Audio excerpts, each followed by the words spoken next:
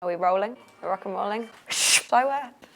I know, but I feel like they made me look clever. Hello, I'm Charlie and I'm the founder of Lasting Lemons. Today is International Women's Day, but at Lasting Lemons, we're not just about International Women's Day. Every day is about celebrating women. So I'm going to be getting the rest of the team in and we're going to be chatting to them about being a woman and working in marketing and, yeah, a bit of extra bits along the way. Like, do I say, we've never done this before, but subscribe. Why are we all so uncomfortable in front of the I don't know how to sit. So today we are here with Hattie. Hattie is our longest standing lemon and joined us in April 2023 as an account manager. Since then, she's played a huge role in growing the agency and was recently promoted to Creative Strategy Manager. Go me. Around here, we call Hattie Auntie. At first, we thought it was because of her nurturing nature, but we've since learned about her ratty Hattie side. Oh. A strategic thinker, a lover of dancing, Mr. Worldwide, and whiskey. If you know, you know. She is here to join us today to chat about all things women and all things Lasting Lemons. So here we are. Yay! Hattie. Hello. What's going on? How are you doing? Good. How are you? Yeah. Happy International Women's Day. I know, I'm buzzing. Are you excited? Yeah, I'm buzzing. So we're taking things back to the beginning. Yeah. We've actually known each other longer than Lemons. We actually met during, I think it must have been February 2023. Yeah, or even earlier, to be honest. And fun fact, I was actually pitching for Hattie. This is and I when was you all were like nervous. a team of three. Yeah. Yeah. And it was for HelloFresh. So Were you actually nervous? Yeah, I was doing a pitch for you. I was like there, and I remember you being so ill. Was I? Yeah. Snotty girl. Yeah, and I was like, okay, I feel a bit more calmer now. But we got the pitch, so thanks, Hattie. And then she came and joined us. So welcome. How was working at HelloFresh? Yeah, it was good. It was like a bit crazy because when I joined, it was pre-COVID. So then we had COVID and obviously like food services boomed. So it was just it went from one business to a whole different business. And by the time I was speaking to you, like it had just grown like so rapidly. Yeah. Massive. It had grown so massively. And yeah, it was really exciting. But by the time I jumped ship and came over to you, I was like, I want to be agency side. I want to be working with all the different clients. What you guys look like was just so fun. So I was like, I need some more. And what is interesting is you now at Lemons do strategy. Yeah. You're in some of the videos, but at HelloFresh, you were actually doing the content. Yeah, I was kind of similar in that I was managing a content team, but we were like very low on the ground, so I would have to be in the content a lot more than I am here, which I'm thankful that I'm not in the content anymore. Yeah, she loves the content. And what did you do before HelloFresh? How did you actually get into marketing? Yeah, mine was a rogue one because I started in publishing because I did an English lit degree and I was like, I want to work in publishing. I then realised like there wasn't much going on there. It actually wasn't as exciting as the dream I was sold.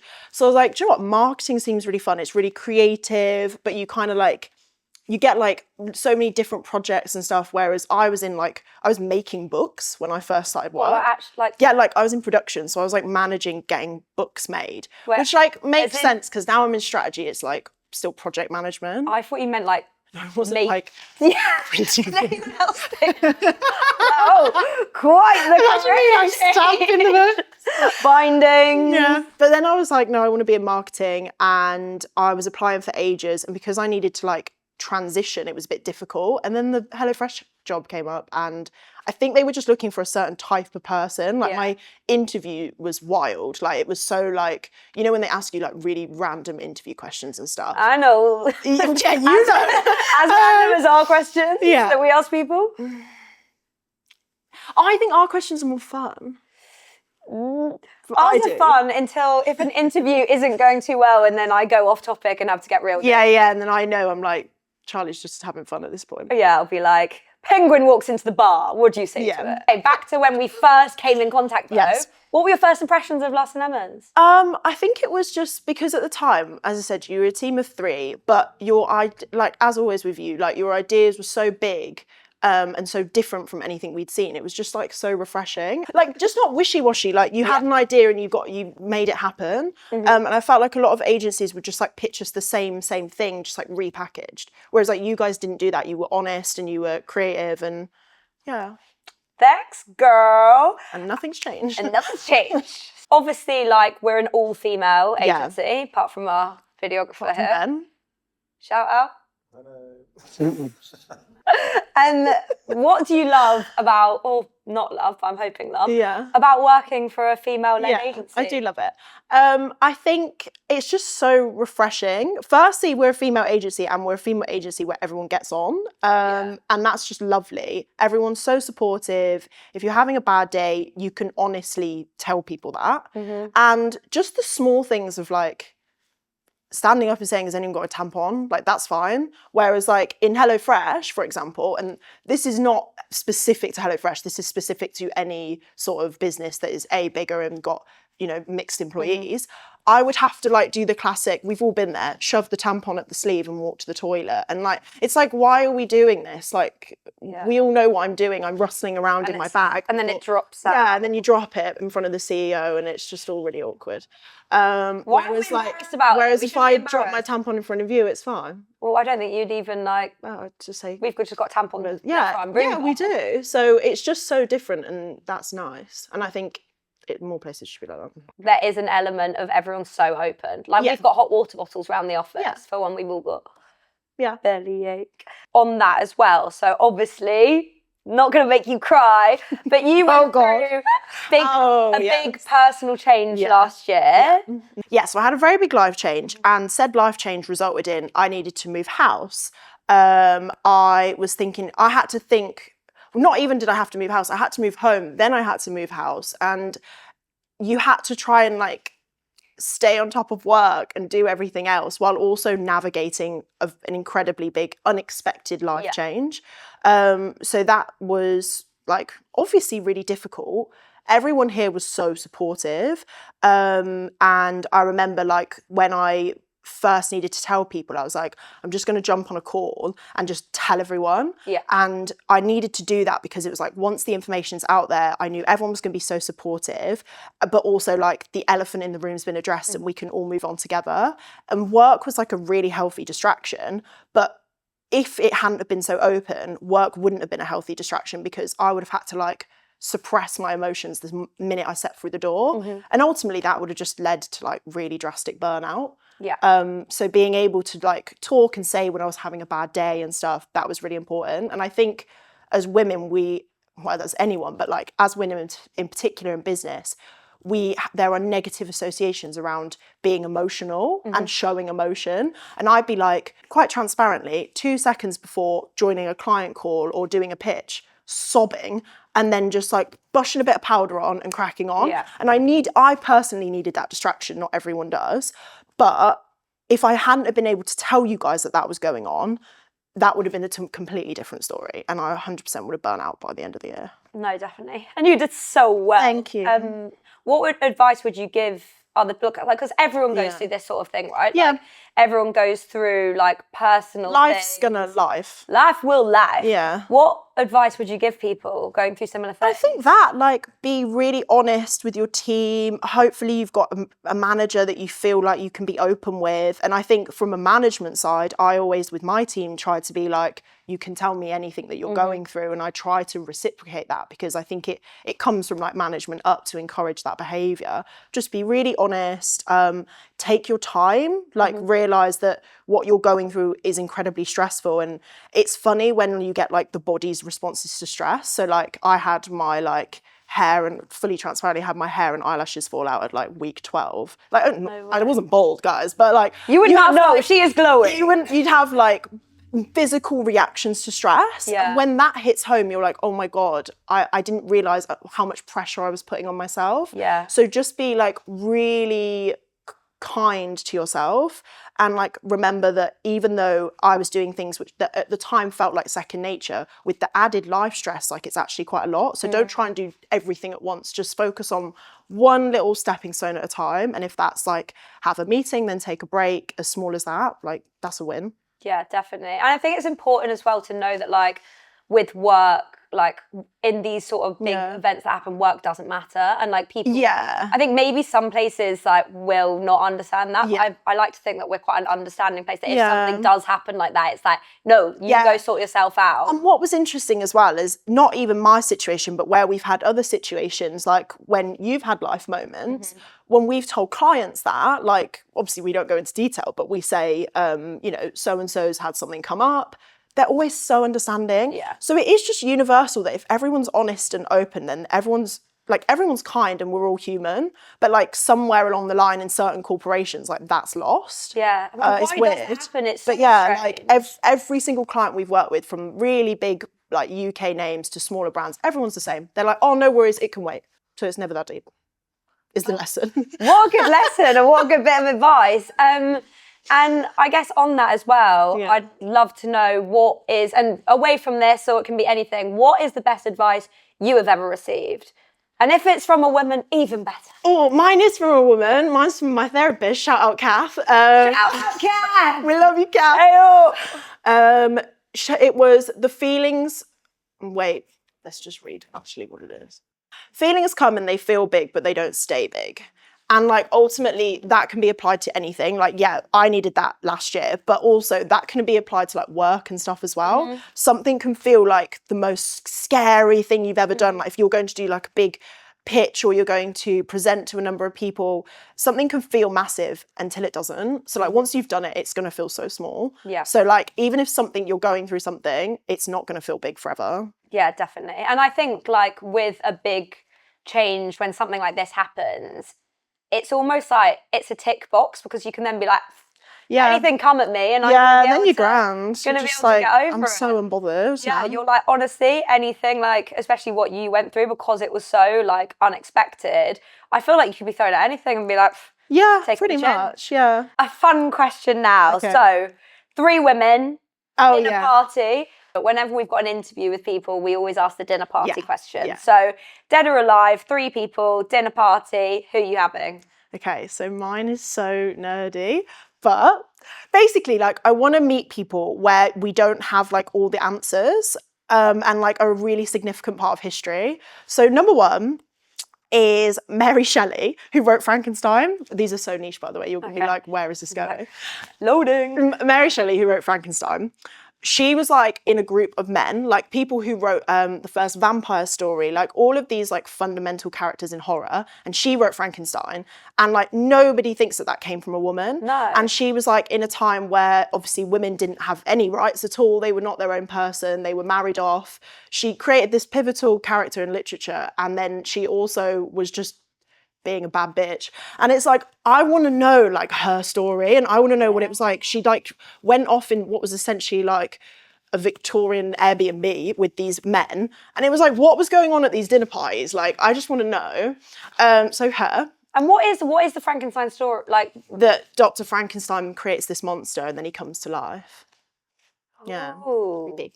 And it's all very like where they were living and stuff, and they were having these dramatic dinner parties, and then that's where they cooked up all of these monsters and stuff, and they had another famous poet there and stuff, and it's just like, that's so interesting. That's like an interesting piece of history. So I want to speak to her, because she's never really had the opportunity to like... And are you getting Frankenstein as well? Maybe, he can come along. That would be quite the dinner party. Right, who you have? 2 more. Frida Kahlo, another person in history who I'm just like, she was married to a famous male artist. She created amazing work. And I'm like, well, what was your story? And the other one, who I actually don't remember the name of, but she is a female suffragette. And she basically like had this thing where she would be constantly getting arrested because she took the suffragettes' phrase way too literal, and she would set fire to things. She was an arsonist, and she had like her own personal mission to like set fire to a minimum of 3 buildings per week. And she kept evading prison. Like she would like come in and out of prison and somehow get out again. And I'm just like, that's so jokes. Like she was just obsessed with saying fire things, and she was a suffragette, and I just think that was cool. So I'd have all these like pivotal women, and then there'd just be me like, they'd be like, is that the future of women? Like, oh. No, don't put yourself down like that. They'll all be like, oh hell, this girl is class. Class. They might be the same person, but who is a woman that inspires you? I feel like everyone's going to answer this, but I'd say my mum. Big up mums out there. She's just a babe. She's just like the loveliest woman. She's the life and soul of the party. Any one of my friends or family that know her would be like, yeah, Sam's the best. So. Wait, no, because she is actually iconic as well, isn't she? Because she's got her secret side of... What are you about to say? Harry Styles. Oh yeah, she's obsessed with Harry Styles. She's obsessed with Stormzy. She could literally rap any Stormzy song that you name it, and I'm just there like, where has this come from? Can we like insert a video of her here, please? You know I am beautiful. Yeah, there's a video of her at Stormzy, like Stormzy, and I was trying to like push the little kids out the way, like meet my mum. And when I was little, she basically renovated. She bought this like really traditional Victorian doll's house. God knows where she got it from in our small little town, but she got this doll's house and she decided to renovate it. And have you ever seen Friends when Phoebe renovates the doll's house and it's got like bubbles coming out of it and stuff? That was my mum's doll's house. Like she put like fairy lights in it. She had like these little speakers in there so you could blast music. She repainted all the walls. Like it was absolute hash job. What was she doing in She it? put a picture of Christina Aguilera in her dirty costume in the bedrooms. And I was like, Mum, I was 4 years old. What, this is all for you? For me, yeah. She was like, I'm going to make you this house. And she explains a lot. So I was like, that's just so iconic. And she absolutely ripped up this traditional doll's house and put like Christina Aguilera in her dirty costume in there. So I thought that was so jokes. I love the idea of doing that and like putting like a hamster or guinea pig in there. I think we put the hamster in there. Yeah. Hammy. Oh, hamster called Hammy. Yeah. He ran up the wall and died eventually. Maybe we need to take you off the creative team. Oh, wait, he ran up the what? He ran up my wall and died. Yeah, they always cut the walls. They find holes and they die. Hamsters can't climb up. Yeah. No, as in like there was a hole and he went up the wall, like inside. Rest in peace. And what do you think being a woman is the biggest challenge you've kind of come to terms with, inside or outside work? Yeah, I think inside work, it's like the feeling that you have to present yourself in a certain way. And if you don't, you're not taken seriously. And I think we've really experienced in Lemons the power in just being yourself. And actually it's kind of our point of difference and we embrace it. But previously, when I've been like in a board of men, it's and the other women there are also presenting in a certain way, and it can be frustrating because it's like, why can't we all just agree that we're going to enter on the same field and support each other? So that I think that's a challenge, but one that I think as you get older, you actually realise you're better off just being yourself. Well, like every time that we interview someone or they come in on the first day, the first thing they're asking is, what do I wear? Yeah, and it's mad, isn't it? That that's something they're like concerned about, whereas we're all here in our dungarees. And funnily enough, that was a thing previously. I never now think about what I'm wearing, but like there would be times where if I was in a meeting with certain very high senior team, I would have to wear a bra. Do you know what I mean? And it's like, why am I, whereas they don't have these stylistic choices of how they need to present themselves. They might be like, I might wear a tie today so I look smart, but like we're so policed in what we have to wear. Our skirts can't be too short. We must wear a bra, like all of these things. And it was just like, now I literally don't think about what I'm wearing, which is quite nice. So true, isn't it? Or even wearing like leggings. Yeah, no, God forbid I turn we're also for like going to the gym and then coming back. Like actually, in some places you would get like it would be frowned upon to come in wearing sports gear. Yeah, which is weird. It shouldn't be. Cool. And I guess just to like finish this up. So I'm obviously like started a business. I'm all about like women starting their own thing. If you could start a business, what would you start? Ooh. Hamster building. Do you know what? I think I'd really love like a restaurant / bar. Like I'd want an event space of some kind. Would Pitbull be involved? Yeah, there'd be like themed nights for sure. Pitbull, Beyonce. Nice. I really like I love like hosting my friends, putting a party on, and I'm really passionate like about food and drink, and I think I'd make love that. And if you ran your own business, what would be that one non-negotiable thing that you would implement into the culture?